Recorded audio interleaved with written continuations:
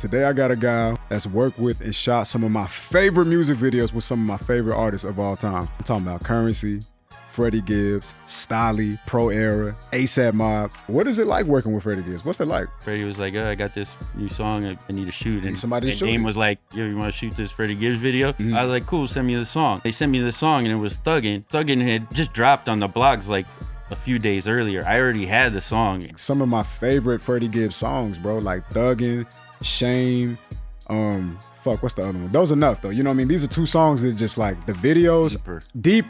It's a trilogy. I also got to thank you for all of your contributions with Spit It, bro. My most frequent collaborator at the time.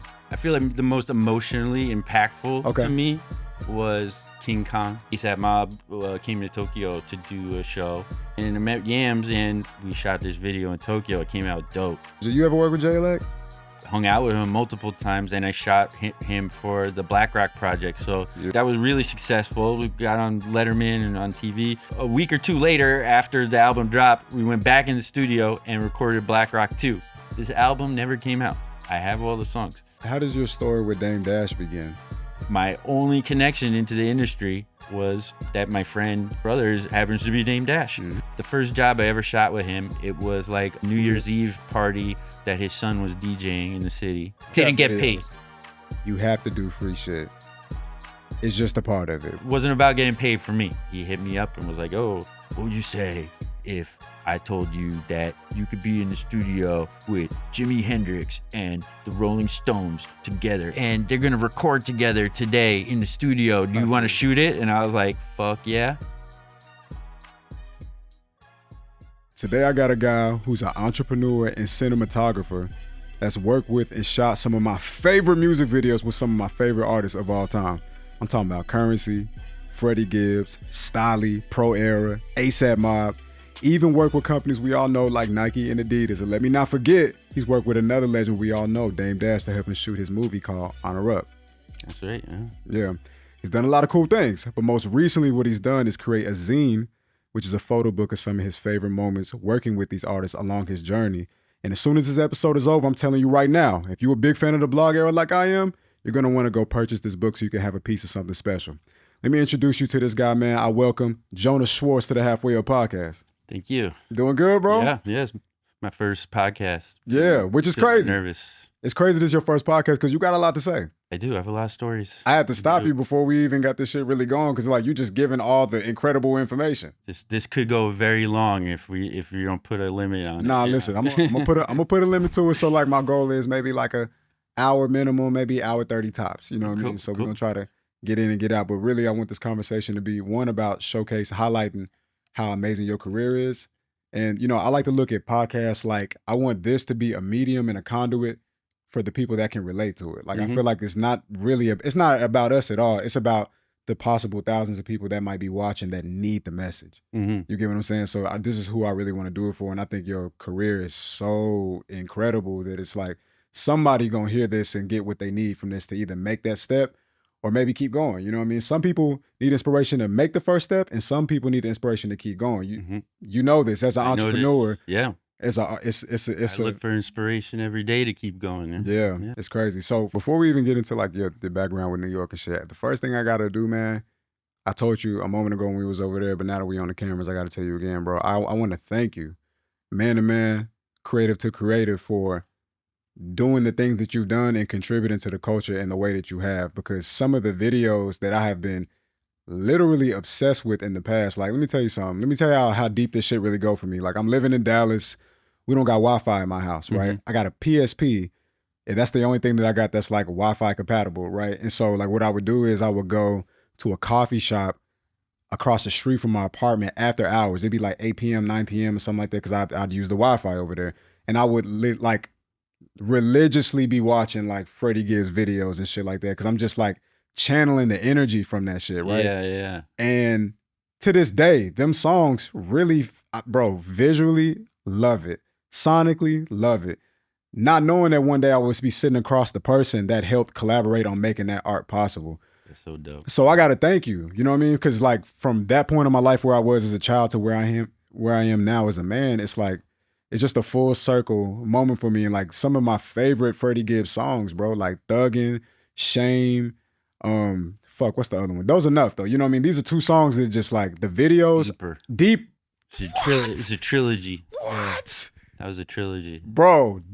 Yeah, that was a great album. I mean, maybe one of the greatest rap albums ever made.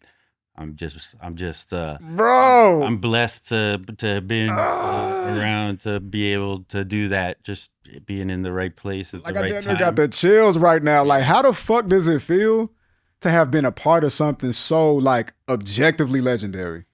I mean, for me, that was one of the highlights of my career. To this day, one of my favorite videos.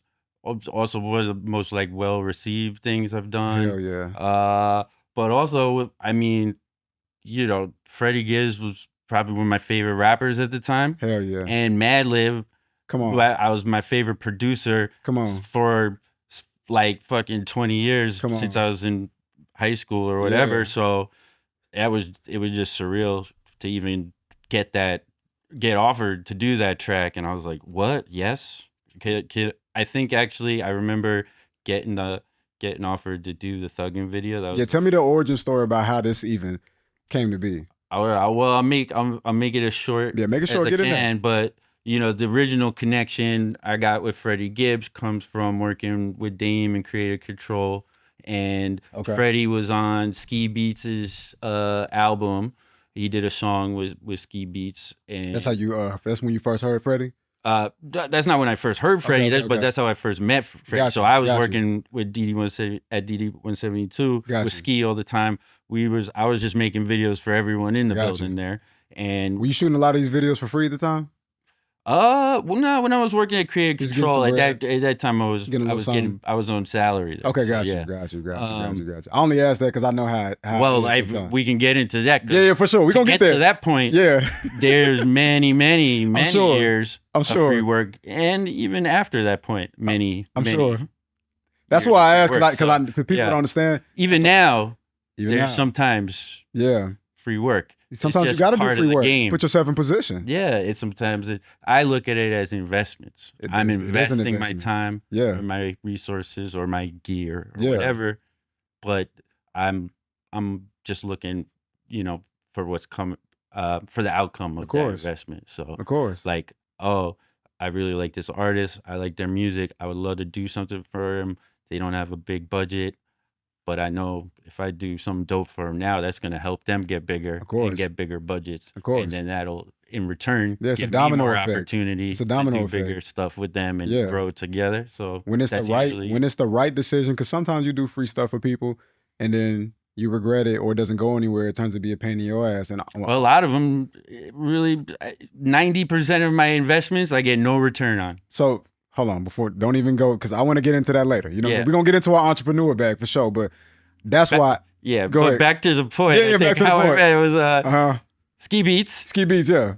And Freddie Gibbs did a song on his album, and I did the video for that song. So I met Freddie doing that song. Crazy. And I mean, you know, that was it. We just hung out one day, shot the video. Yeah, simple. And it came out great. What was the first? The video was with the one with Ski Beats. Yeah. The song was called Illegal. We shot it in New York. He came to New York and we just met up, went around downtown. How do you get to the point though where you shoot? Which one came first between Thuggin', Shame? Thuggin' came first. So this is maybe 2 years later, and DD172 is gone. You know, it's gone, and Dame is working, partnered with this clothing company called Kavi. Okay. And he's doing all their promotion and brings his team on to do the promotion for Kavi, and brought me along. So I was doing videos, you know, for their brand, for their company, but also he wanted to put out content that's kind of sponsored by them or funded by them, you know, with artists, and just to, you know, keep the promotion going, whatever. So anyway, I think he was talking to Freddie Gibbs and Freddie was like, oh, I got this new song. I need to shoot. And Dame was like, oh, you should get Jonah to shoot it. He's like, oh, yeah. And then Dame was like, yo, you want to shoot this Freddie Gibbs video? And bear in mind, he doesn't, I don't even think Dame knows who Madlib is. Probably. So Really? he maybe he does, Because but Madlib was. Well, I mean, Madlib's a legend, but Dame's even at not that time, into right? like underground hip hop like that. So he might. Yeah. Ain't that funny? He might not, but He might not. Yeah. But I understand what you mean. Like, so it wasn't like, oh, Jonah, look, this is the most amazing thing. He was just like, oh, Freddie Gibbs wanted to shoot a video. I was like, cool, send me the song. And they sent me the song, and it was Thuggin'. But the thing is, Thuggin' had just dropped on the blogs like a few days earlier. I already had the song and had it on repeat for like the whole week. Wow. And then they gave it to me. I was like, oh, this song? Yeah. I was like, like, where do I sign up? And real quick, like, as somebody who used to shoot music videos as well, it's like sometimes you shoot shit because you need the money, you know what I mean? And maybe you don't love the song that much, but when you get some shit that you actually feel, some shit that really make you feel something, that's how you felt, right? That one was the one. Like, I mean, even before I shot it, I was already in love with that song. And then, and it's the song is so, it draws up a lot of imagery in your head, He's just, there's so much shit he's talking about in there, and it's so much like real shit. So it kind of like it already had a script, kind of like it kind of wrote itself. I feel like especially that song in particular, like literally everything he goes through, with the woman, the child, you know what I'm saying? Well, that's deep. I'm thinking that's deep. That's deep. Yeah. But still, you know what I mean? It's like, but they were all. I mean, all those videos were a really interesting process. You came up with the treatment for Thuggin'?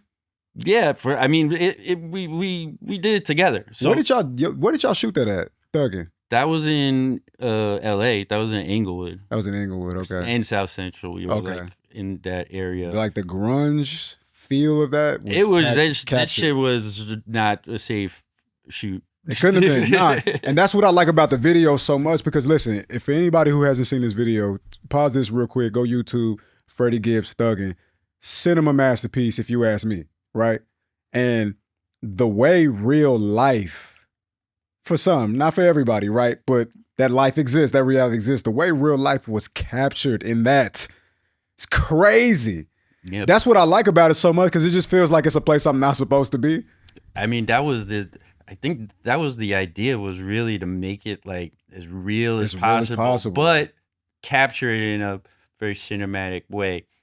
Just in terms of, the types of shots, the lighting, and looking for even just a different feel to it. Like, I didn't want it to feel like a documentary. Right. But I wanted it to be real. So like a little verite, it's a constructed reality, but we're reenacting real things with real people, real things. And these are a lot of, it's not real because we're acting, but it is as real as you could get. Let me tell you, let me tell you something. Some people in there wasn't acting.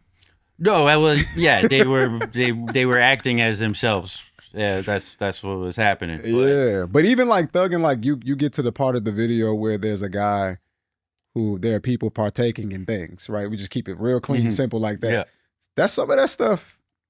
Yeah, that was real. That was real crack. You know what I'm saying? Or even like the guy at the he was, I don't know if it's a backyard area or something, but the guy, it's like, that was real. The guy who took the, statute of limitations, you know what I mean? Whatever. But it's art, right? It's art. We bought that guy a bag of crack for the video. Whoa, you're here to hear live, guys. Can't have him smoke. What else is he gonna smoke? The look in his eye, I was like, oh, this is a fiend. This is real. He was, that guy. He also had like he was like paralyzed. He had like a bullet wound, and so really, if you watch the video next time you see, he smokes with one hand for sure. It's because he's paralyzed, like on the side of his body. Wow. It was a heavy shoot, But for me, I was like, were you nervous at all, like, to be around that type? Because you literally are very close to crack fumes. I think I was not nervous. I was really hyped to get like the realest shit possible. Like, I was just like on a mission. Like, I don't care. Like, I don't care how crazy this gets. Like, I'm gonna shoot it. Because you want you want the authenticity. Yeah. Just I just wanted it to be unfiltered, and definitely got that. Like, there was one point when the scenes in the video, this didn't end up in the video. We didn't even shoot it, but like the guy who was smoking the crack, at one point, one of the homies thought it would be funny to run up on him and just like deck him, like just really. That was in the video. It was. I got it on camera. Yeah, I didn't put it in the video. That is crazy. And then once shit started getting a little heavy, I cut the camera. Yeah. But basically, like, you know, guys started getting in a fight because he thought this was a funny joke, and the other homie was like, "Yo, that's my customer. Don't fuck with my business like that." And then they started squaring up, and it was about to go down right there. And then like the other homie was like, "All right, stop. All right, we're gonna go to the next location, and when we get there, these guys are gonna hop out the car. They're just gonna fight. We'll film it." I was like, "Okay, sure." And then we got there. Thank God that nobody. Yeah, I think they cooled down. Well, that's the funny part. Like a moment ago, you kind of alluded to like everything is kind of like constructed, but it's also just real. It's just real. It's real as fuck at the same time. Yeah, we just set up scenarios and let them play out. You know. Yeah. Role playing. Yeah. That was kind of the vibe. That's fucking crazy. That's I think. And we literally came up with the treatment, you know, probably the day before or 2 days before. So and we did this for all the videos. I would fly out to LA and stay at his. He was here? He was in New York? I was in New York, yeah. And sometimes I would just stay at his house, like sleep on the couch. And then we'd spend a day or two just like talking about the song off and on. And I think you mentioned it. Did you bring your book at all by any chance? I didn't bring it. That's where I fucked up. I didn't bring it. I meant to bring it. I'm gonna put a separate video. I'm gonna put the book in here because I want people to. Yeah. I really want the focus of this to hear the life and story of the person responsible for this art, and then go buy that art because there's a lot of people that were part of the. It's available for sale, right? Yeah, it is. Yeah. Yeah. There's a lot of people that love the blog era just as much as I do, and I think a lot of us went through that era a little too young to really participate in a certain kind of way. You know what I mean? And so. Now that we more grown and we got a little money on us, it's like it would be so amazing to own just a piece of that so you can show it to people and share it with people. Oh yeah. So this is that opportunity. You know what I mean? This is an opportunity where somebody who genuinely contributed to it amongst a lot of other people, you can buy a piece of art and keep that with you, and that can always be something you know what I'm saying? Like, yeah, bro. I appreciate that. Yeah, absolutely. Fuck, bro. What is it like working with Freddie Gibbs? What's it like? Man, it's just we have a lot of fun, I guess. It's very, it's really him and a few other artists I work with. It just just have a very unique working style, and we have very unique working relationship where it's just like all organic. Yeah, like we just like a lot of the videos we've done, probably all the videos we've done. It's not like done through like a traditional, I guess, process that most videos go through, where it goes through like a label, and then the label y'all don't have to do that, gets treatment submissions from all these production companies or who are directors, and then decides the best director, and you know, and they submit a treat. Is that how you there's just none of that stuff was involved. Every video we did was, hey, Jonah, what are you doing next week? Okay. Oh, you want to come to LA? Let's do this video. Okay. And we'll go there. And we talk it out, figure it out, and then in a day or two, we just put it together and do it. And it wouldn't be all the videos we did. There was no crew. The most crew I ever had for one of our videos was the video we did for fucking up the count. Yeah. And for that video, I hired a Steadicam operator. Okay. But I didn't have an assistant camera, so I was following the Steadicam operator, pulling focus. And literally did the whole video two-man team. Yeah. That was the most we had. The other ones, Thuggin, that was just me. The other ones was just me. Thuggin, we didn't have a PA. Like Freddie's manager was there, helped carry some stuff. So, you know. But for me, that's also, it's a lot of fun. It's like, it's kind of freeing that you don't have this kind of big structure around you. Yeah, it's just you calling the shots. What you need to do and what timeline to do it on. How many hours? It's really up to him what he wants to do, and I'm like, cool, I'm there. You shooting these music videos in a day? Sometimes it would be over the course of like 2 or 3 days too, because we would have multiple locations. And he would, as far as kind of producing the videos because we don't have a production company or a producer. Mm-hmm. I mean, he's kind of like the producer of the videos because he would get all the extras and all the locations and all that stuff. We just call the homies and set it up. So he's coming up with the locations. Obviously, he lives there, so he knows where he needs to go exactly to get this look. Because I would assume, you know, he knows about these places for a reason. You know what I'm saying?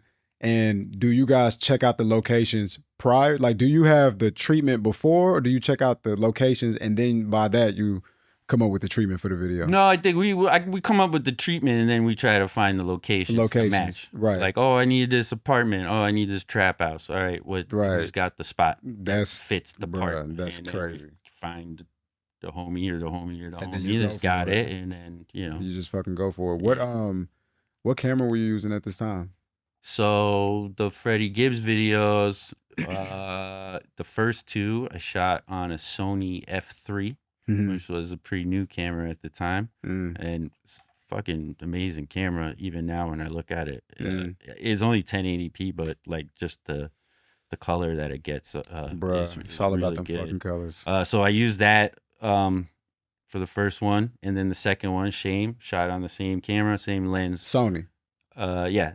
Everything. So we kept like the same look exactly for Shame because even those videos tie into one, like the ending of Thuggin' is the beginning of Shame. So it starts with him in the studio where it ended. Yeah, that's why I love them videos so much, bro. And then yeah, the Deeper was kind of just a separate story, even as part of like the trilogy. It's like not connected directly to those videos. So I just gave it a different look, and that one was on a red Epic and on anamorphic lenses. So it's like it was just a different vibe, different look. Are you renting these, or are you flying in with these? No, these are all rentals. Everything I do is usually rented. Yeah. Before we even really got into the conversation, I had to thank you for making some of this incredible art that, as a fan, I've had a chance to really consume and allow to inspire me. And something else I thank you for Freddie Gibbs.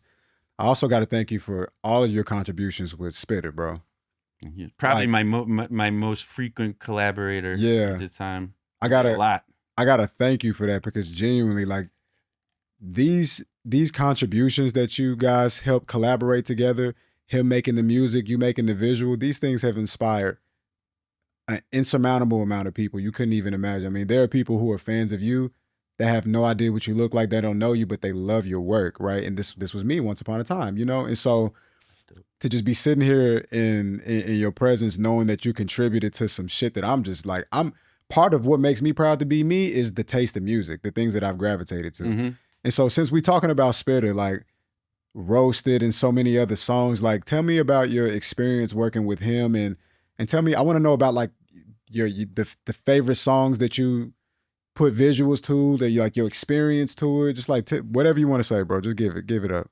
Man. Can I pull up on this? On the line? Yeah. Go ahead. By all means. Thank you, brother. Yeah. Hold on. What you got us in here sipping right now? What is this? I got some orange wine. You know? Okay. I'm not sure where it's from. Yeah, it don't matter to me. Yeah, I'm no Somalia. I just grabbed like a random one. It's not bad. Shout out my cousin Marlon. Are you good? I'm good. You don't need no wine? I'm ready. Okay, cool. All right. Cool. Yeah, man. So please, I would love to know what has been your favorite video that you shot. I don't know if you even have one. Just some of your most notable ones that you appreciate the most. I feel like the most emotionally impactful to me was King Kong. Okay.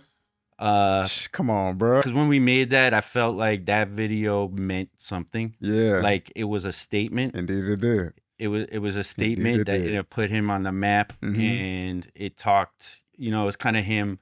Kind of just explaining who he is and like introducing himself to maybe a world that didn't know, to a broader audience, and just like, that King Kong ain't got shit on me, just that attitude where it's like I'm coming for the top, and that I know that video when we made it, it was like I feel like that song has like an emotion to it of too. Course. It's like it feels deep. So when I made that one, I had a deeper connection to it. And also very organic, like the intro to that video.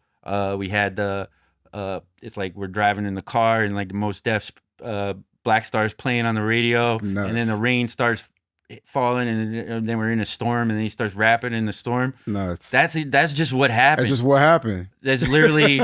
I think we were hanging out at the car shop, and then we're just driving, and then we're in the car, and I was just filming for no good reason, not for the music video. Right, just capturing the life. Like, we were in the middle of this storm, and we're like, oh, this looks kind of sick. Should we just shoot the video we should in make here? a moment of this. Just see. Yeah, and then we started shooting it, and it's like, oh, this is fucking great. And then, you know, we went all the way with it from there. But, you know, it was just just an organic process. Moment. Let me ask you something. Like, for you personally, like, how are you feeling as you in this place in your life? Like, you're around this guy, you like the music, you see that he's talented, but he's not even the person that he is today, right? So this is like really early in for Spitter. But you as a cinematographer and videographer, like, how do you feel about your life at this point? Like, where are you mentally? Like, are you proud of yourself? Yeah, I mean, I was at the I felt top of the world. Yeah, I mean, I still had plenty of ways to go, and I still do. But like, at that time, yeah, I really just had the blinders on, like the rest of the world. I love that, bro. My whole world was like that. Just like that. More like I would wake up, go straight to the studio, and stay there till 4 a.m. Go home, come back the next day, same process. Every day, like I just breathed I just breathed it like it was air. Like that whole job, that whole DD-172 project is everything I always wanted to do. It was a creative space. It had great people there, great music, and I was like given the platform to like do what I wanted. Absolutely. Like and when shit was working out too, like what people like, I could tell other people what I wanted to do for them, and they're like, yeah, that's dope, let's do it. It wasn't like I didn't have to convince people. Yeah, because your reputation was there. Yeah. I don't know where it went now, but no, it's still. I mean, clearly, listen. But clearly yeah, definitely. Right here. But you know, there was a time, definitely like those early DD-172 days where it was just nonstop because we had so many people coming in and out of that building every day, amazing artists, and so much shit getting made. Yeah, and it was just whoever was there was busy, and like you would just get what you get. So I was there, and all the work I got, I think I lost. No, you good. Listen, because someone want to ask. There's a lot of shit there. Yeah, someone want to ask you. So, you being in the studio with Spitter, are there some like interesting people that you would meet just by like being around him? Like maybe some other people will come through the studio. What, like from his scene, from his world? Yeah, like you in the studio, and then it's like, oh, boom, someone. Well, I mean, to start, all the New Orleans homies became like family because they came up to New York and stayed there, and we're also at the studio every day. So Nesby, Phipps, Trademark, Young Roddy, those guys are like family to me. So definitely those are standouts. So for who Spitter was Corner Boy P around at that time? Yeah. Well, he didn't come to New York though at the time. So, okay. But I would hang out with him down in New Orleans. Yeah, he'd be down there. So a lot of these videos you were shooting, you would go down to New Orleans, or was Spitter spending a lot of time in New York at that time? So he was staying in New York at the time. So when he started, he lived in New York. Yeah. So when he started working with Dame, he moved to New York to live near the studio there in Tribeca. Who was Jane?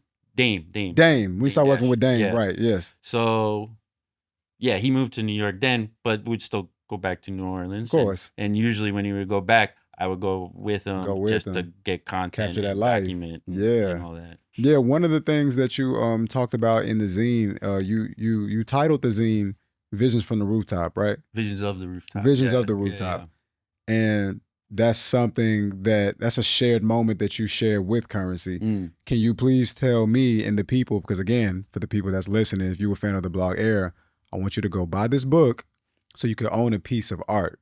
It's about owning art. Owning art is a very important thing because as time continues to change, as we getting older, the world continues to look different, and you want to have something that you can look to or point to when you want to share with people your favorite moment with your era, like one of the best moments when art was at your liking. You know, you get what I'm saying? Y'all get what I'm saying. So that's a moment that you share with Currency, and I would love for you to explain to us the inspiration behind titling your book that way, and how that even those words, that phrasing of words came to be. Yeah, well, I mean, that's a line from a Currency track.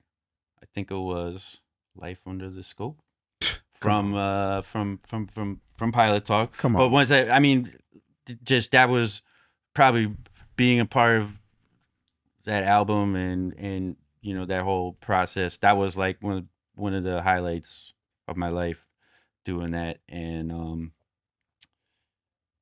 so, you know, that line, "Visions of the Rooftop," that always stuck with me because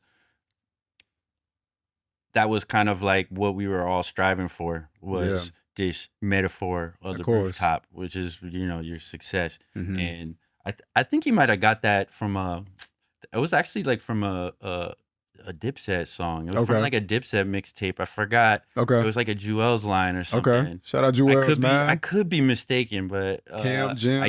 I think he got that line from that, but because he was working with Dame too. Right, That's of kind course. of that's probably how it came to his head. How it came to be. Yeah. But always talk about the rooftop. So that line always stuck with me forever. Yeah. And it actually had more meaning to it, like a little bit later on, because, you know, funny story, like I think it was also in the King Kong video, but also in our Jets Go video that we did, we used the roof of this building as a location. Yeah. With a pool on it. This nice building in New Orleans. Yeah. And you know, and it, you know, in the video, that's like a symbol of the success that we're kind of using it for, even though it wasn't his building. Yeah. And then a couple after. years later, yeah, that's his building. That's He his lived building. and that's his rooftop. It's crazy. So it's like, you know, I seen the manifestation from the start. Yeah. And where it got him. And yeah. that line always stuck with me the whole time. You know, Speaking of just keeping that vision, the vision.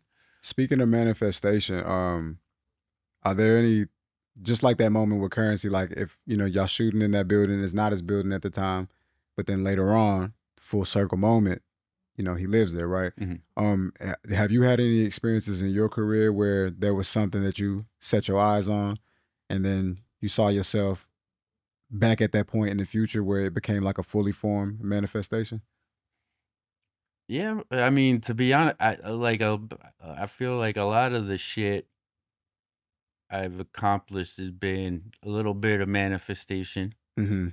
I don't know how it works, but like definitely, you know, there's definitely shit where I'm like I'll manifest, you know, I'll visualize something, but I don't visualize necessarily a way to get it. Understood. I just see what I want. You see what you want, yeah. And then somehow I end up getting it. Yeah. But like, I don't come up with like a strategy. Yeah, for sure. To do it. But it's like the intention though. But it's yeah, like I want it, though. I don't know, Desire. like just random shit. But like, I remember at the time I was done with DD 172, that had closed down, and I wasn't working with Currency really at the time, and I wanted to try working with some new artists that weren't involved in creative control, and I started kind of branching out from there. And I had an interview in Mass Appeal at the time. There we go. And at the end of the interview, they asked like, what are 3 artists you would like to work with? And I think I wrote Nas, and I wrote Sizzla, and I wrote A$AP Rocky. And maybe 2 or 3 years after that, I ended up working with A$AP Rocky. And it wasn't because I reached out to them and said, hey, I want to work with you. Yeah. It came to you. But like, I always kind of put that out there. Exactly. Even like talking to people like, oh man, I love A$AP. I love what they're doing. Yeah. It'd be so sick. I'd love to make a video for those guys sometime. I know I'd make some dope shit for them. And then, yeah, that shit just kind of. And then you end up working with the whole fucking A$AP mob. Yeah. So I want you to go into your story with Rocky, but I just want to say something because I just asked you a moment ago about like what was a full circle moment where you wanted something and then you saw it come to fruition, manifestation, right? So I used to work at Walmart and I just flunked out of college, realistically. Flunked out of college, I'm like, fuck it, I gotta make some shit happen. So I'm working at Walmart, I'm working in the makeup section. I'm stocking acetone and shit, you know what I mean? And one day, my manager, she comes to where I'm at in the hall, and she like, you're not gonna believe this, but ASAP Rocky is on literally the other aisle. I'm like, what? I go look on the other aisle. I'm like, oh shit, it's fucking ASAP Rocky, you know? So I walk up to him. I'm like, of course, I work at Walmart, bro. Yeah. Imagine, it ain't shit exciting happening. You know what I mean? Right. I walk up to this man, I'm like, yo, big fan.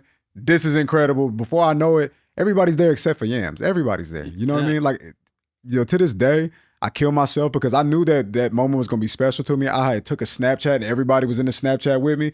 I can't find it. I thought I emailed it to myself. You know what I mean? It's fucked up, right? But anyway, a few of those. Right? Yeah. You know my pain. But I told Rocky, I said, I'm going to meet you again one day.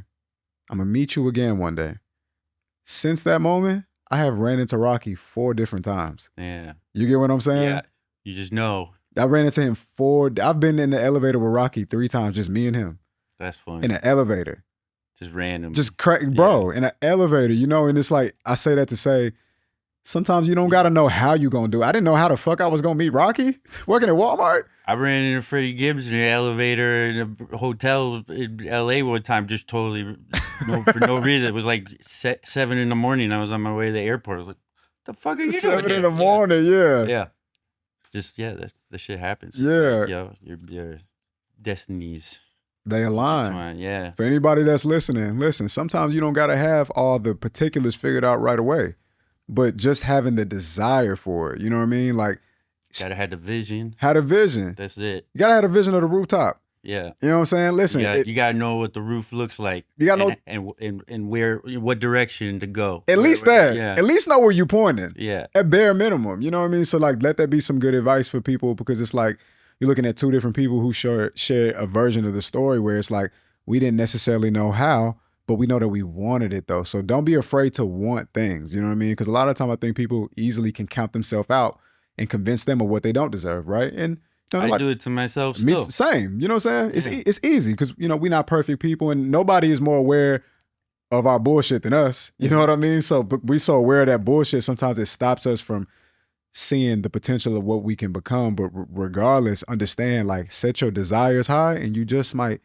fucking be there one day. And so you're definitely not going to get there if you don't think you can. Oh, if you ain't looking at it, forget it. It ain't going to find you. That's right. It ain't gonna find you. So you just brought up Rocky, bro. Everything you've shared so far, crazy, bro. You got a crazy career. There's a lot. It's a lot of stories. We haven't even fucking touched the surface. So right. So talking about ASAP, what was your experience like working with them, with the mob? Yeah. So Yams was around at this time. Yeah. So Yams was the connection. Yams was the connection. So this story goes back to Japan. So we haven't got into Japan yet. We haven't even talked about this, but I used to live in Japan for 4 years. I went to a Japanese language school. I learned how to speak Japanese, and I worked. I moved to Tokyo. I worked in production there for 2 years, just in commercial production, and I ended up linking with a lot of hip hop artists out there, and I actually got my career doing hip hop shit in Japan. It started in Japan? Yeah, so the first video I ever did was in Japan too. So that's just the background. So my whole career, when I was doing creative control, I was actually bouncing back and forth between New York and Japan. I would do half the videos I'm doing are in Tokyo and the other half are in New York or wherever.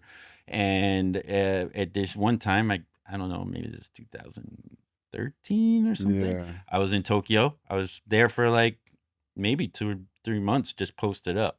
And ASAP Mob came to Tokyo to do a show, and not Rocky. It was Yams, Nast, Ant. My cousin ran into Nast today. Oh, really? Which is so interesting, right? Yeah. Shout out to my cousin Marlon. He here on the board. Shout out to Marlon. But yeah, so they were doing a show in Tokyo, and a friend of mine, she was doing their was like their tour manager or something, or she booked it. I forgot the relationship, but she hit me up and was like, "Oh, ASAP Mob, they're looking to do a video, and I recommended you to them because you're here." And I was like, The "Yeah." power of recommendation, I was people. Let me Power of word to know. mouth. And then I met with them and I met Yams, and I mean I was already a fan of their work, Of course, obviously. And nice to meet you. And he was like, "Oh," I was like, "Oh, I'm a big fan of your work." And he's like, "Oh, actually," he's like, I fuck with your work too. I love your videos." And I was like, "Oh, I really like to do something." And he's like, "Well," he's like, "I don't, let's not do it if it's not gonna be good. Like I want to, make sure it's right. Like, because I don't want to waste time with you too." Yeah, of course. And we almost didn't do it because there wasn't a lot of time to get it done. Got you. But at the time, I was actually in the middle of shooting a commercial video in Japan, and I had all this equipment that I rented for the video. I had like a Steadicam camera, nice lenses, everything. And it was a holiday in Japan, so I didn't have to return the equipment yet. I had it for like 2 or 3 extra days just sitting in the office. So I told Yams, I was like, I think we can make this really good. I got all the equipment. We just need a couple hours. I just need you guys to come. And I set it all up, and we shot this video in Tokyo. It came out dope. And that one had that one was a song with Ant, and then at the end of the video was a snippet of Trillmatic with Nash. So we shot that first verse in Tokyo, and this shit was dope. And the whole time, funny story is that song originally had Dash on it, but not Method Man. And it was that was fire. But we just shot Nash first in Tokyo. When we dropped the video, it came out. It got a great response, and everyone loved it. So then I got hit up to do the Trillmatic in New York. Again, when they got Method Man on it. So they replaced Dash with Method Man. Funny story to that is I could be wrong, but I think the reason that Yams probably put Method Man on there is because when we were shooting Nas verse in Tokyo, and he started performing for Trillmatic, and just his whole like his rap hands were very reminiscent of a 90s Method Man. And Meth has some crazy hand movements back then. So just the 90s in general. Nas also had that. Yeah, for sure. I remember Yams being like, "Yo, you got those Method Man hands or something," and then lo and behold, like a month later, he hits me up. He's like, "Yeah, we want you to do the track, and we got Method Man on it now." I was like, "Yeah, that's fucking nuts, bro." And then that led one thing led to another. But funny thing is, Rocky too. Before I even did the other Mob videos with him, I had met him in Tokyo too, because he's just friends with another friend of mine. And so his first trip to Tokyo was like on his birthday or something. And it was literally like his first day or his first night there. And my friend hits me and my homie up. We're like, "Oh, I'm at Rocky at karaoke. Can you come by and bring some blunts?" And we went and just like did karaoke. So you brought in some Tokyo. blunts? Smoked blunts in karaoke. Yeah. That was the first time I met him, was there. What is the weed like in Tokyo? Very expensive. What's and very dangerous. What you mean? It's good. Was that the weed's dangerous? The having weed is dangerous. Oh, it's very illegal. It's very illegal. You might as well have fucking heroin. Or anything else. It's no different. So somehow you acquired this. And in addition to that, they're like actively looking for it. Like the cops, they have nothing better to do. This is the safest country in the world. Right, because there's not a lot of criminals. Well, what can we do? Well, let's fucking bust people for drugs. And they do stop and frisk. Really? They do shakedowns. They'll come run Especially up in the you club. American, I bet that's just stands out. They like, "Oh yeah, he got that shit." I've been multiple times. Anyone who's not dressed in a suit is gonna get like stopped by the police in Shibuya at some point to be like, "Oh, excuse me, let me check. Can I check your pockets?" What's going on with? I don't want to get out the weed shit just yet, but what's going on with Shibuya? Like that seems to be a place that hip hop has some type of connection to. Shibuya is like the center of young culture in Tokyo. Got you. Everything happens in the vicinity of this area. So like now it's more branching out to other areas of Tokyo. I've been going back and forth there like 20 years, so I've seen the different different periods of Shibuya or whatever, but it's always been the center, still is, of like everything. And definitely for hip hop and all the hip hop clubs are all Shibuya. Okay. Most of them. Okay. It's just like the center. So back on the weed, right? So you said it's very expensive. What we talking about when we talk expensive? Because in the States, right, you might get you an eighth, depending on where you at, between $30, $50. You know what I'm saying? A gram. People don't sell grams. I come from the area where so I guess the going rate in Tokyo now, I don't know if it's different right now. Last time I checked, it's like 50 or 60 for an eighth or something for a gram. Excuse me? Yes, that's what I'm saying. It costs a lot of money. Excuse me? Maybe if you got a good hookup, you get it for 40 a gram. Excuse me? On the low end. A gram. 1 gram. Yeah. So a lot of people, their joints, their blunts skimpy as fuck. They're a little skimpy as fuck. They're not American size, not super sized. That shit, you smoking toothpicks out there. What the fuck? Yes, we just smoke some. Are they filling it? Joints. Are they filling it with other shit? Like they smoke grab out here. No, like we just smoke really just small. paper and smoke. That's fucking. Yeah, well, it depends who you're smoking with. Some guys don't mind rolling, throwing some shit in there. Me, I could never afford to smoke anything of a decent size when I lived there, so Jesus. I was used to smoking little tiny joints. Yeah. You made it work. But hey, and then you got to America and just was like, fuck that. I'm gonna roll a gram of blunt. Yeah, I got to America and I stayed in America because I was like, I just want to smoke weed in peace and not have to worry about going to jail for the rest of my life. So, yo, what did living in Japan teach you about America? Oh man, I think living abroad can teach you so much about yourself and your country and just your relationship with the world. I mean, one thing living in Japan taught me was that we're not the best at everything. Contrary to that might be what you're taught in school growing up, and then you go outside the US and see like, oh wow, oh these guys are doing this better. Oh, these guys are doing this better. Things better actually. Wait, why don't we do that? Yeah, that doesn't make sense. We could easily do that. Yeah. So there's a lot of that. They do a lot of things better there. I'm sure they do. Now, to be fair, there's some things we do better too. So, sure, of course. Yeah. That's why I can't even decide where I would want to distribute the props. Yeah, for sure. No shade to us.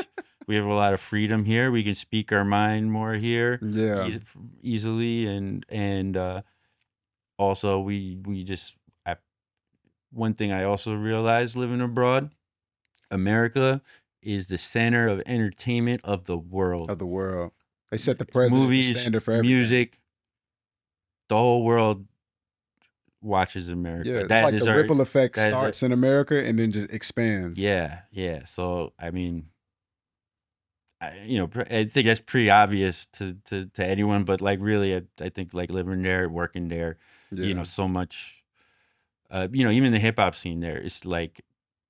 Looks up to, of course, the American scene in everything they do, for reference of like, am I doing this right? Well, look, Kendrick just did this for his promotion. Maybe we should do something like that. They're looking to us to lead the way. You know what's crazy about that though? It's like, and this is the thing about self-worth is really, really important. And there are so many people that come from neighborhoods very much similar to like Kendrick, you know what I mean? And they think so little of themselves, not understanding that you could do something that could be so fucking impactful that people who don't even speak English, never even been to America, and it's like, yo, we're looking at you guys and being inspired by you. We're channeling you. This dude is from Compton. Yeah. He, you know what I'm saying? Like the way he grew up, never in his life would he ever imagine. I mean, maybe he did because of how incredible that he is, but just to that point, it's like, man, don't give up on yourself, man. Cause like once again, I'm sitting here in this, I'm in this fucking apartment with my mom. We don't got Wi-Fi. I'm sneaking to the cafe. I'm outside the cafe, 8 p.m. watching videos that you shot. You know what I'm saying? This influence, this shit run deep. And because energy is such a domino effect, you just never know where your energy is spreading and when it's going to come right back to you. Yeah. You know what I'm saying? It's some deep shit, But man. you got broadcast it. You got to broadcast it. Yeah. So it's like and that's like you want to go out into the world and you want to share, because even when I feel like happiness is obviously it's not a permanent thing. You know what I mean? It's very up and it's very down. Mm-hmm. And this, when you're grown, you really understand that. You know what I mean? And so, but even when you're not even feeling your best, even when you're not even feeling that great, or your self-esteem is not that high, it's like the work that energy's still traveling. Mm-hmm. It's still traveling. Like I could be like, bro, I feel like shit right now. But it's like, but that energy touching somebody. Yeah, it keeps me going. Yeah. Definitely having that momentum there carries me along for those moments. Yeah. When you're feeling down, and then I'm like, oh, but wait, look at all this shit that brought me here. Yeah. Where I am now. Oh, I gotta keep going. Bro, this train doesn't stop, you know? Like I gotta get back on it. Yeah. Keep going. Because you got a gift, bro. Yeah. You know what I'm saying? What is your favorite era of New York?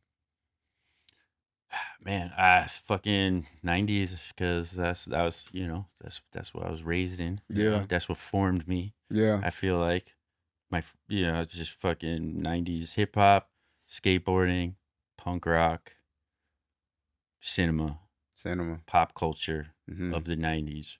I was that's my whole life. It was just absorbing shit. Mm-hmm. I feel like at that I wasn't making that much. I think as a kid, I was being creative. I did photography in high school. I used to take photos of all the punk shows and shit, and I do little short films and stuff. But really, it was all about just like fucking absorbing. There was a lot of culture around me at that time, like just everywhere, just the music and the movies. Yeah. Most importantly, and literally, that's all I do is listen to music and watch movies. More than hanging out with people, I would be doing that. Yeah, I feel you. I mean, you channeling. New York City now in comparison to New York City then. How do you see it? How do you feel about it?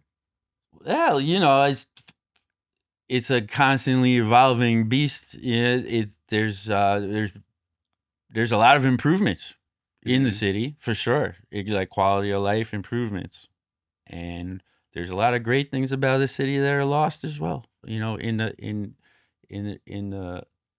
lost in the conversation, but that's also just that's how life moves. Yeah. Can you speak on some of those things that have been lost? Man. Well, I mean, I know it's nice. It's nice that the city is safer, and that it's so accessible to go everywhere and experience all these different places and culture. But I'm not gonna lie, there was a bit of character to having some danger here too, and having some places not as accessible, and there's some interesting people that was a part of that culture and character. Yeah, and there's just a bit of flavoring. There's a spice to the city that is a little bit lost. Muted. A lot of. I feel like the population too is percentage-wise less New York. A lot of people from outside of New York too living here more than before, or at least in neighborhoods. You can feel that be around. It's just kind of like you peep that when you're moving around. It's like, oh shit. Yeah, just kind of like a certain personality. I feel like maybe New Yorkers might have. Yeah. That is unique just for being in this. But you still love New York. Oh, I love New York with all my heart. I don't think I can ever leave. Really? Yeah. Yeah. That's like New York is a big part of my whole identity. I think just everything I've seen and experienced here my whole life has always been, just a big inspiration for everything I do.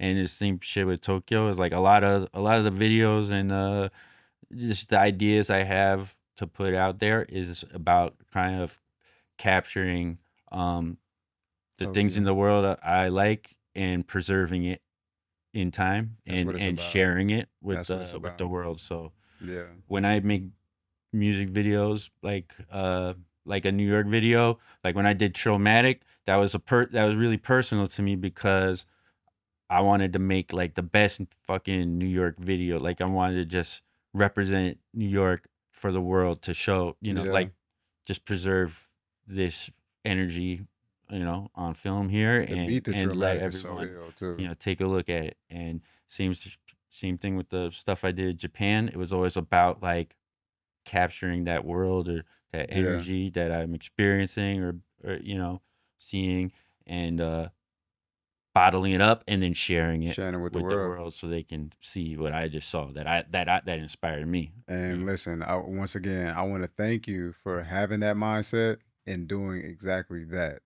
Again, like I really want to make sure that before you leave here today, that you know that like your presence is really respected and appreciated here for what you've done. Like I don't, maybe to you it's like, that shit however long ago, whatever. But to me, I'm like, bruh, where, your impact is so powerful that without you being there, who's to say what shit will look like? Of course, Freddie and these people would still be, they would have found their success, of course, because they made the music. They didn't need me. No, right. But though, the element that you brought to it though, very significant. You get what I'm saying? And we could talk all day about what could have been, but Right. I think it's better to talk about what it is though.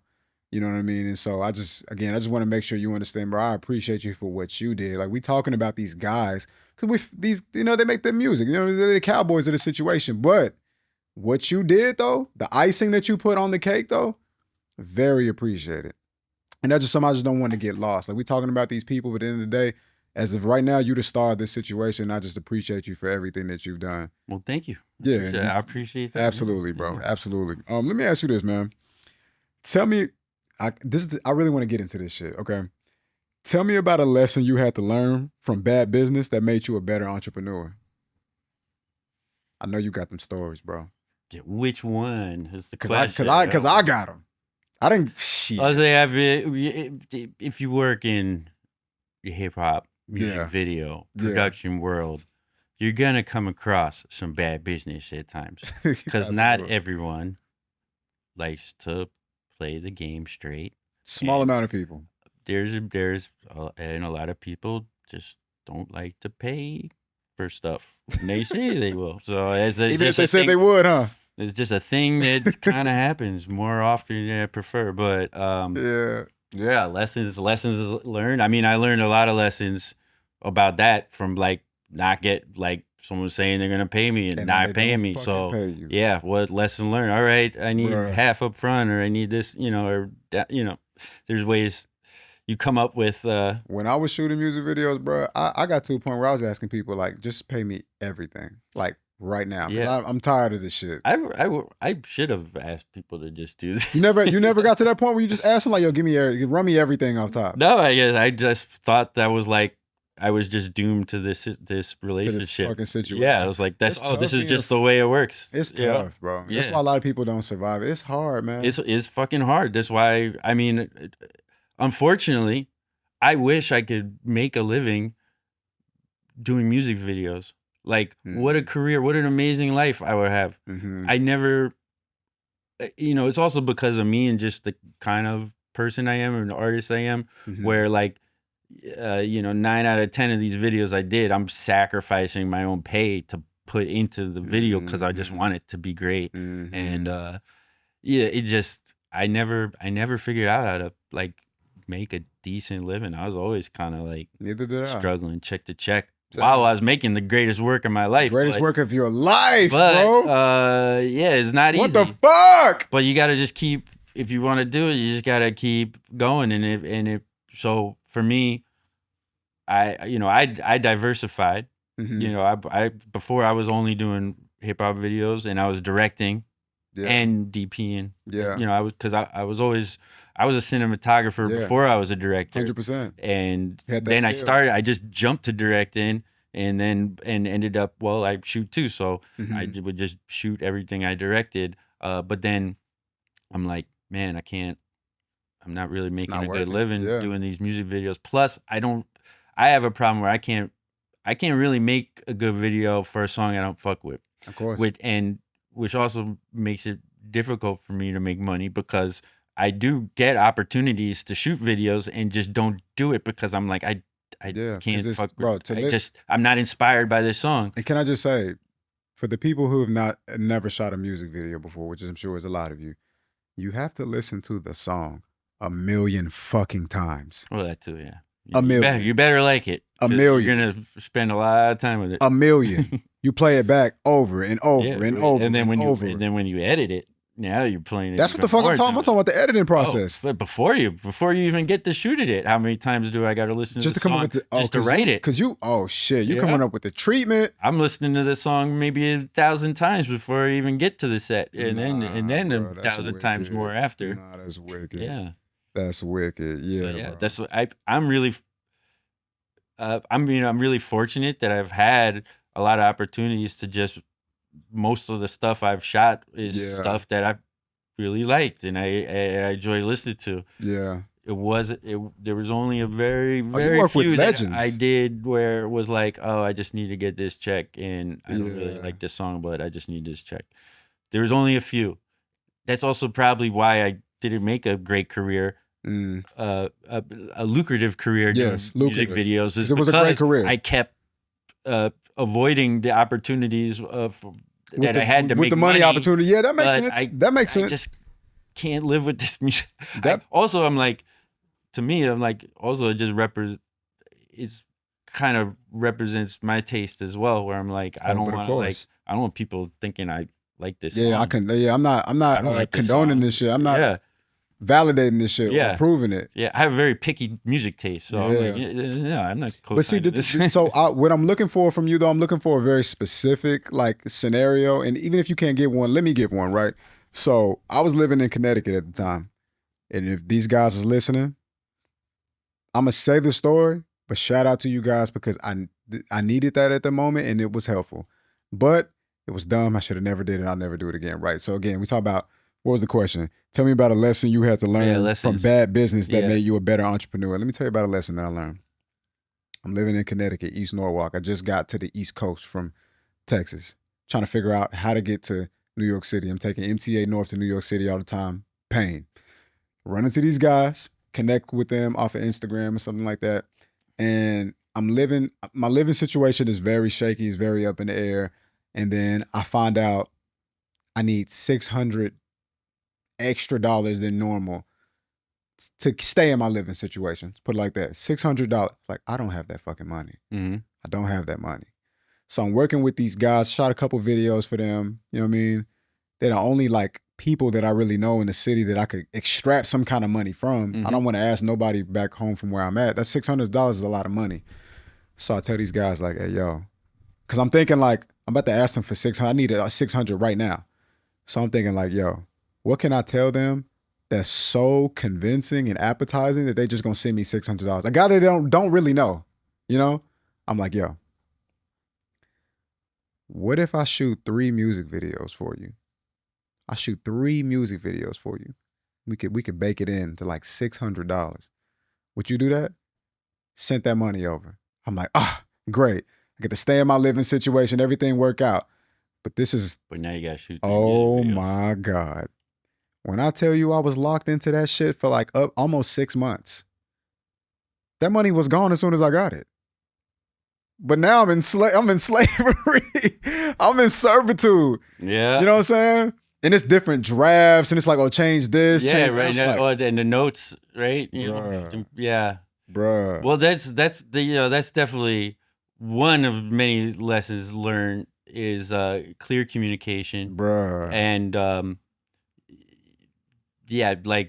kind of setting expectations beforehand. Man. That's something I do a lot more now than I used to. I used to just flow through shit. No questions asked. Just tell me when and where. I'm vibing there. through cool. shit. Just vibing. No. Oh, cool. You guys you gonna pay me later? Cool. Yeah, sure. Yeah, how much? All right, cool. You can't. No, now it's clear communication, set the expectations.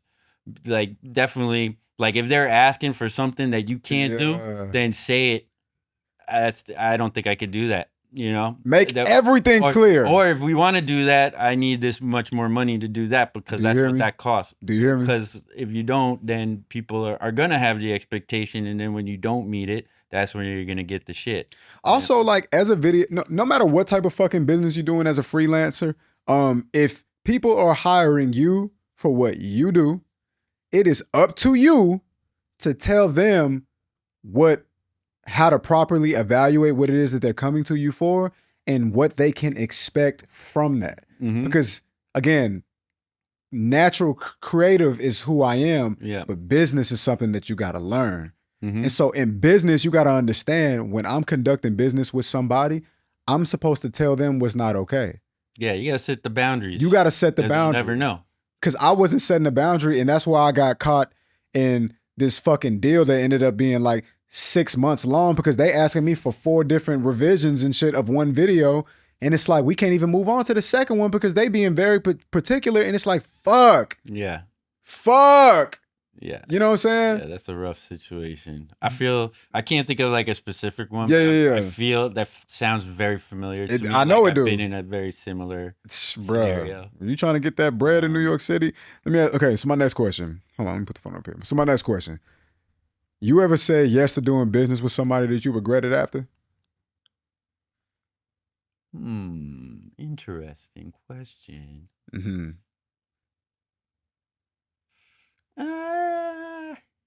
Not really, because that's a blessing. Shout out to him. He's a smart guy. Not because I didn't get burned or this or that. Okay, understood.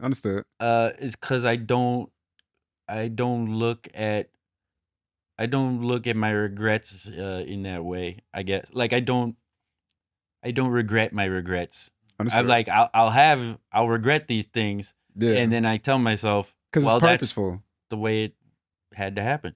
Right. You did the best you could. You made the decision you had to make in that, at that time, and that's how it went. Understood.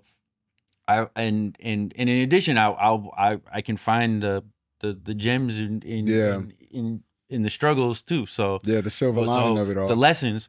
Every time something fucked up happens and someone burns you, it might mess up your life and it might be a struggle, but it fortifies you as well. It teaches you just grow stronger from every setback. So I don't look at any bad business decision that I made in such a negative light, because like some of the bad ones I've made, I have also learned from, and that's how I learned not to make those decisions later. But I would have known that if I didn't make that bad decision, earlier. So that's true. So I don't know. I'm a glass half full kind of guy. Me so too. I don't really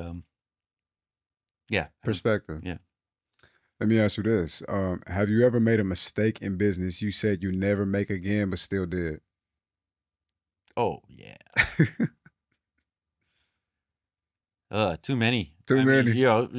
Definitely like mistake in business. Like sacrificing your own rate for the to put it to the equipment. Sure, I tell myself I'm not doing it every time, and then I all I care about is the end product, and I can't make myself care about the money more than the actual thing that I'm making. So that's always the money is just like this thing that's in the way of the art that I want to get to. So anytime it gets in the way, I'm like, all right, well, here, just get rid of it. And now it's not a problem.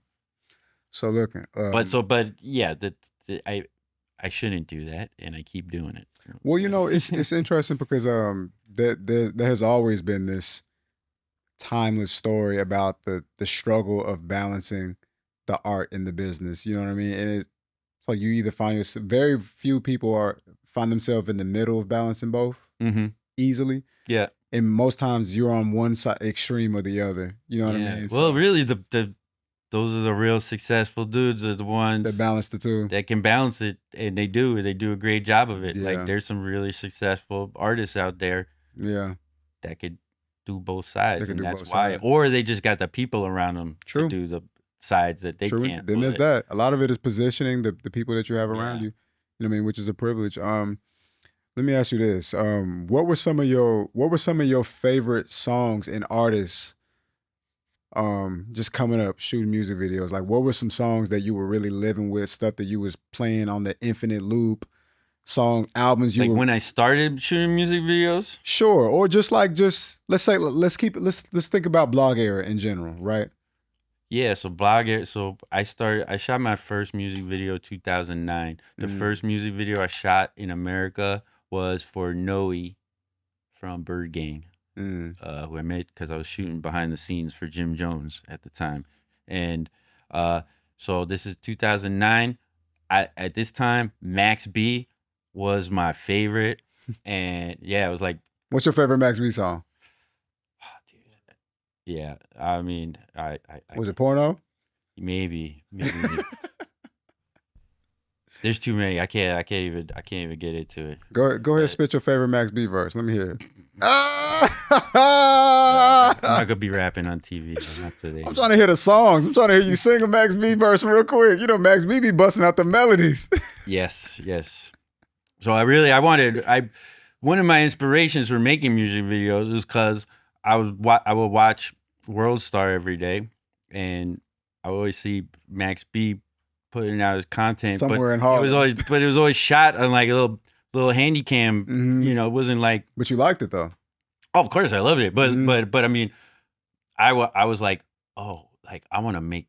I could do this, make it look really good, and I was really hoping I would get a chance to work with Max B. That was like my big inspiration. Yeah, he got locked up. He's getting out soon. That's true. He's getting out very soon. Be a chance. Yeah. Oh God. Let's listen. Since we manifesting shit. But also at the time I was working with Jim Jones, so that wasn't gonna happen. Oh man, you don't need Jim Jones now. You got the internet. internet. At the time that was when Max B had the fuckjimjones.com website going on. So. Damn, Jim been. But yeah, what else was I listening to at that time? Fucking. Shout out Jim. Cool Kids, Heavy. Currency, Wiz. With the black mask, cool. Fuck it, love the Cool Kids. I love. Shout out my cousin Ricky who put me on to the fucking Cool Kids, bro. Jay Electronica was crushing it at the time. You was fucking with you ever work with Jay Elec? I didn't work on a project with him, but I hung out with him multiple times, and I shot him for the Black Rock project. So Beautiful. I don't know. Are you familiar with the Black Rock album? Yeah. So that was a big turning point in my career. That kind of launched. That album didn't get enough attention to me. Yeah. But the whole we made like a documentary about the whole process. Did like a web series. That was the first time I started using the Canon. Is this on YouTube? Can I find this on YouTube? Yeah, you could find like bootlegs of the episodes on YouTube. And there's actually a full documentary. I think you can rent it on streaming called Black Rock or Welcome to Black Rock. That I made. Dame been ahead of his time, man. For real. But so we did a Black Rock project that came out, and we did all the videos for that and the content. And then immediately that was really successful. We got on Letterman and on TV. And a week or two later, after the album dropped, we went back in the studio and recorded Black Rock 2. This album never came out. I have all the songs. Jay Electronica is on that album. You have all the songs to this day. I still have them. They're great songs. I wish people could hear them. Yeah, I bet you got Currency's on there. OC, Talib, fucking the Cool Kids are on there. Jay Electronica. Did I say Currency? Currency and Wiz. Jim Jones is on there, and I'm missing somebody. You God, and I don't know a few more. Yeah, but anyway, this is like. Yeah, super dope MCs on this project that never came out. Yeah, but one of them was Jay Electronica, so that's the only time I really shot him. But after that, when we started DD 172, for the first couple of months, that place was open. He was in there every day. It was him, Mos, Currency, Styley, Ski, and Dame. Maybe Dizza. I was just about to ask you, like, and literally every day it would just come to this was even before Creative Control really started, and Dame had just got this space, and it was pretty much empty, and he was just like, here, Jonah, which office do you want? Here, just choose. And then That's crazy. And Ski, what room do you want to use? Here, all right, that's your studio. Here, Jonah, you go there. And so all you right, just Cootie working and out the Chike, all right, you space. guys go over there. And we started that place. And for the first like month or two, it was not a lot of, it was less content creation and more just talking all day. We just sit around a table smoking, talking, creating ideas. jokes, whatever, politics, industry, music, everything, just Mhm. talking. And yeah, Jay was there every day, Most, Dame, Currency. That's like how the crazy, whole bro. thing started. That's So when you crazy. hear on that, what's it? They almost started a group together. It's Currency, Jay Electronica, and Stali called Center Edge Territory, CTE. And Center. I don't know. Maybe I'm fucking it up. It's been a while. But yeah. So and they did a song on Currency's first album with Jay Elec on it, and that was supposed to be. It was like Jay Elec and Most maybe, and then that was supposed to lead to like another project with everyone. Jay Elec kind of fell out of the mix after a while because he's also just kind of like a nomadic guy. Nomadic kind of guy. Yeah. So he would just kind of like drift in and out of the studio. He would pop up a few months later, come by one day, just out of the blue, hang out, and then How does your story with Dame Dash begin? It goes. My story with Dame goes way back, but the origins of it is simply my best friend from like elementary school, still one of my best friends. His older brother is Dame, half brother, but still close. And when I went to film school, I went to New York Film Academy here in the city, and from when I did my final film, my friend Jeremy Dash, he was the actor, like main actor in my final film, and then he brought Dame to the screening, like when I did the screening at the school. And this was when he was still in his like Rockaware era, like came in the Sprinter van with like the whole entourage and everything. And I was like, whoa, that's crazy. Well, Dame Dash is at my screening. Wow. But that's cool. I met him then. This was still many, many years before I ended up working with him. But I, worked in TV for a while, and then I ended up going to Japan, and I was working there for a while. So I wasn't in music. I was drifting all over the place trying to do video work. And like I said, I got the opportunity to shoot my first music video when I was in Japan. But that video came out really dope. And it even got nominated for like a music video award there too. Wow. So I was just, after I did that, I was like, all right, I'm doing something right. I'm gonna keep doing this. And when I came back to New York from Tokyo, I was like, well, I should do that, but try doing it here. And my only connection into the industry was that my friend brothers happens to be Dame Dash. So I asked them, hey, can you introduce me? And then we ended up, I ended up shooting for him. The first job I ever shot with him, it was like a New Year's Eve party that his son was DJing in the city. Wow. And I shot the party, did a recap video. Wow. It's them recap Didn't get videos. paid. I thought I was going to get paid. So did my friend, but we didn't get paid.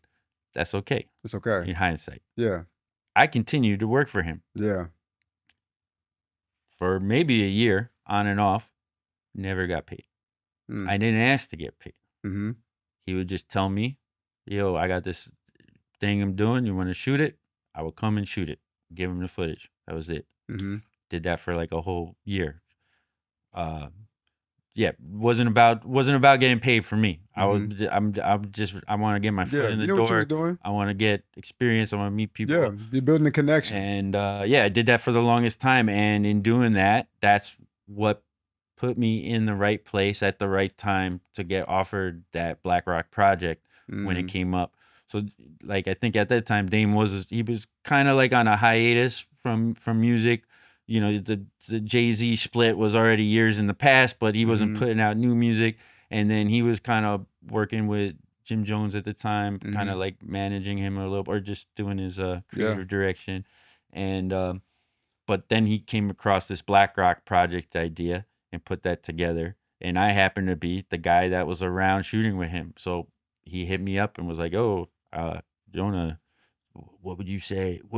I remember this to this day. He was like, what would you say if I told you that you could be in the studio with Jimi Hendrix and the Rolling Stones together and you could shoot it and watch them record it?" And I was like, I would say, yeah, that's Jimi dope. Hendrix. He's like, well, because I have someone that's like that. I have Yeah. Most Def. Okay. And I have this band called the Black Keys. I'm like, hold on. And then I have Most Def, and they're gonna record together today in the studio. Do you want to shoot it? And I was like, fuck yeah, sign me up.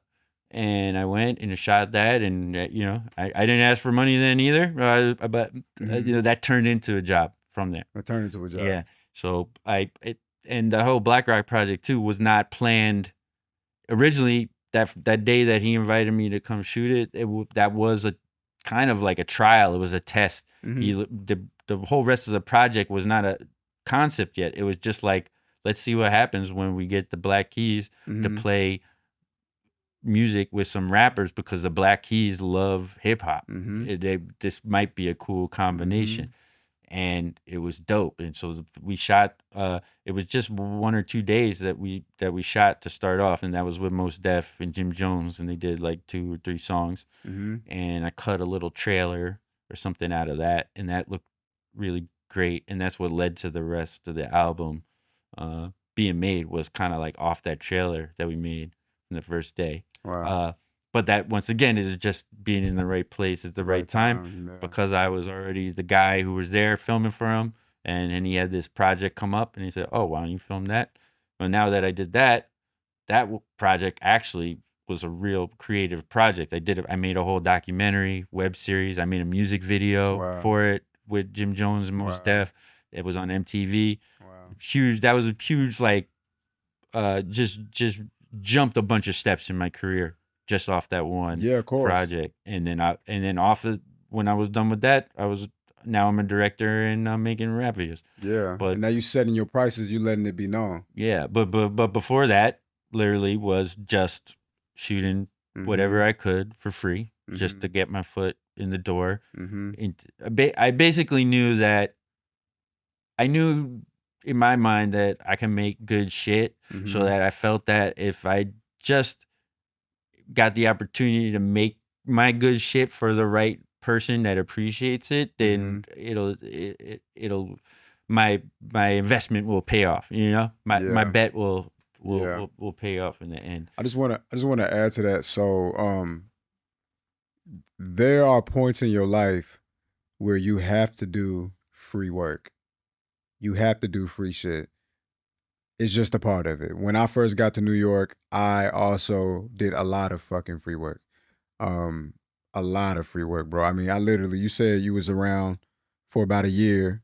There was no financial compensation, but the compensation just looked different. I was working I had a job. Yeah, you had some money flowing in. And then I would tell my job, "Oh, I got this thing to shoot. Is it okay if I take the day off to go shoot the Black Keys?" And my boss was super cool, and he was like, "Yeah." Shout out to your boss being cool. So that's what I mean. Like, you got to do a lot of free work. And I worked so I'm in the podcast industry now, but the way that I got there is I reached out to one podcaster, and then I met another one, started working with them, then I met another one. So that's how it goes, right? So you skip and rock.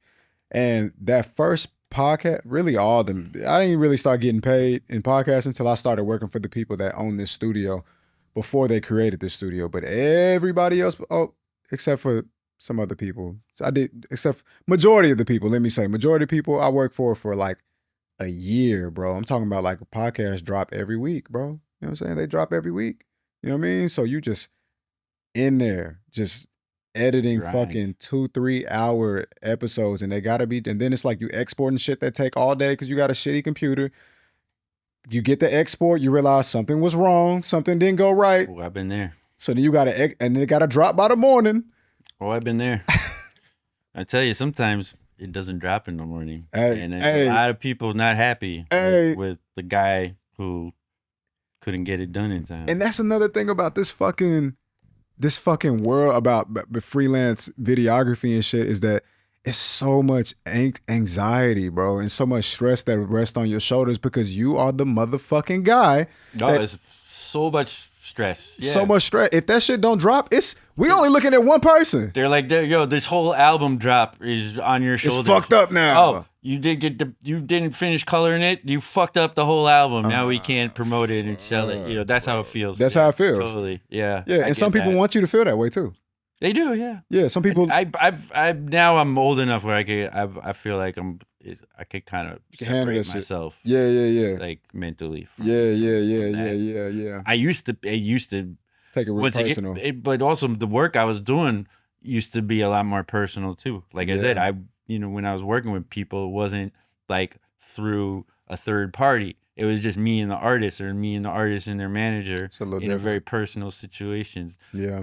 So I would be emotionally invested in the artist, in their music, and in their career. I was invested in, because part of my goal is to see their success, to help them succeed. Like if the video that I make helps them succeed and get bigger, then that's a success to me.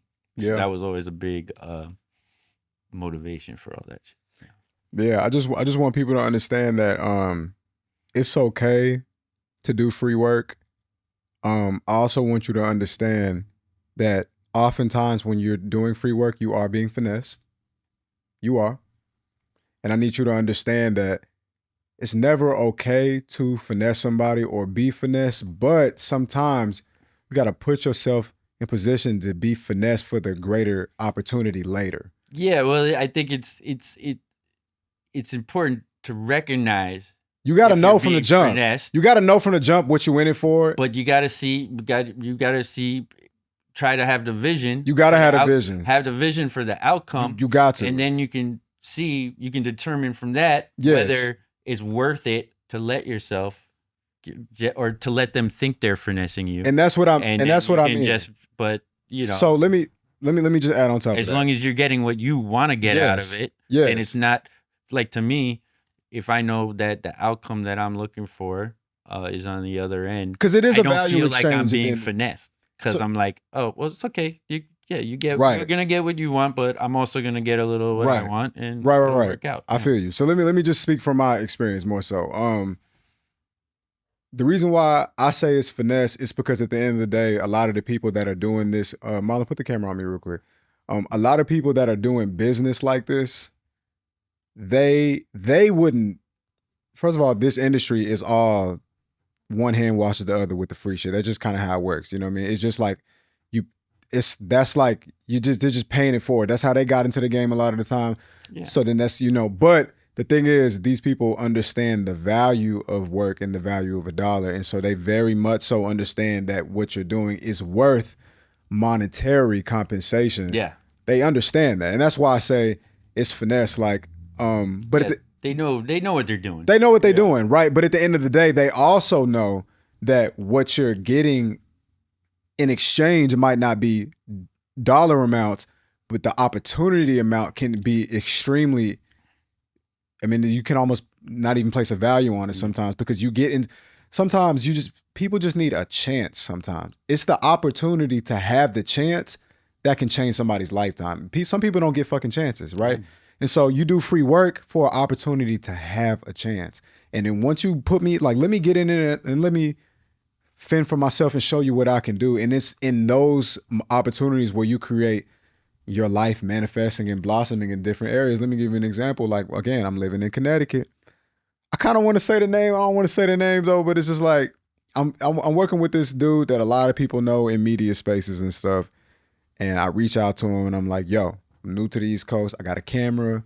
I see you doing your thing. You know what I mean? Throw me a couple dollars. I can work with you. He was like, I tell you what,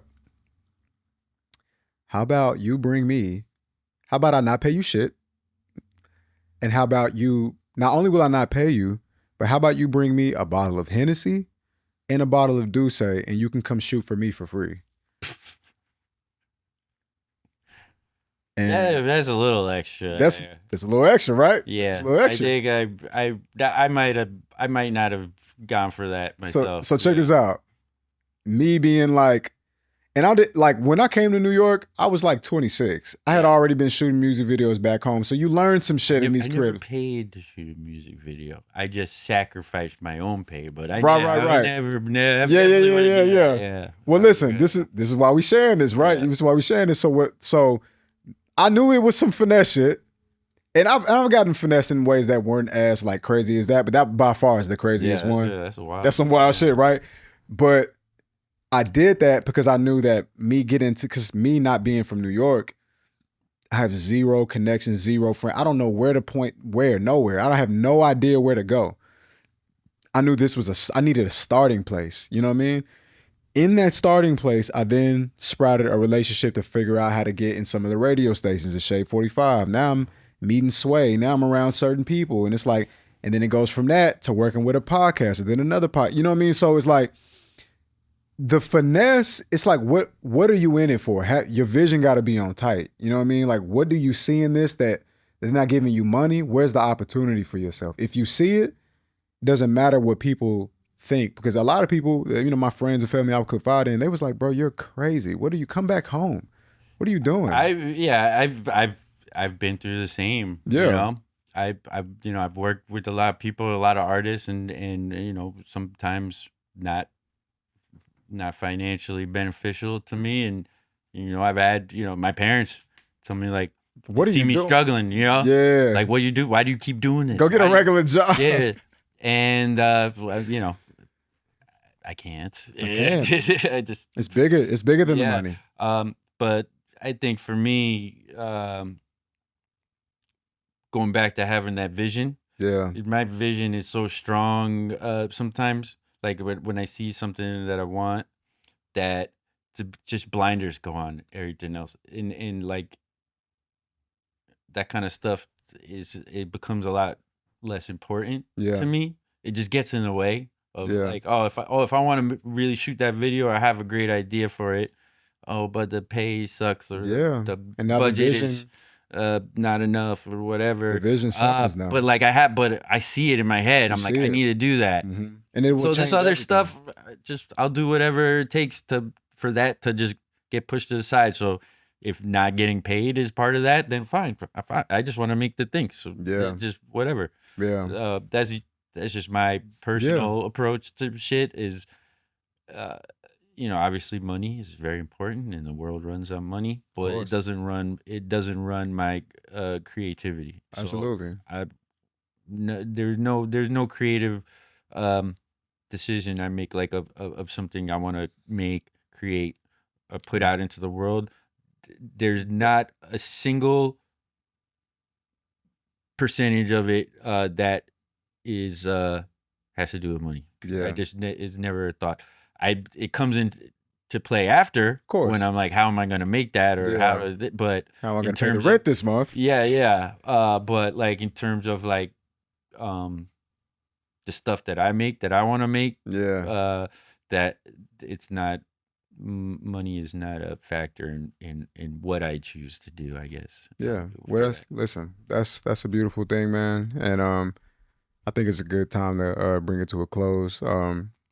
Thank you for lending your time, your presence, your stories. We didn't even get to talk about the 5D. Well, I guess a little bit. Oh, yeah. Fuck. Yeah, that was another one, man. Oh, fuck. Damn. You gonna do part 2? You down for part 2? Oh yeah, this is good talk. Okay, cool. I have so much more. I have so much more to give. I was like, wow, there's so many things I didn't even talk about. Oh, cool. Yeah, let's do a part 2, bro. Yeah, it's a good conversation. It's a lot. Let's do a part 2. I would love to do more, but my cousin Marlon is here with me. He got plans in Harlem. You know, it's Friday night. Yeah, he got plans in Harlem. You know what I'm saying? And so we got to get that boy uptown. Yes. You know what I mean? Got to get that boy uptown. Shout out my cousin Marlon. Really dope DJ, man. You know, he finding his way.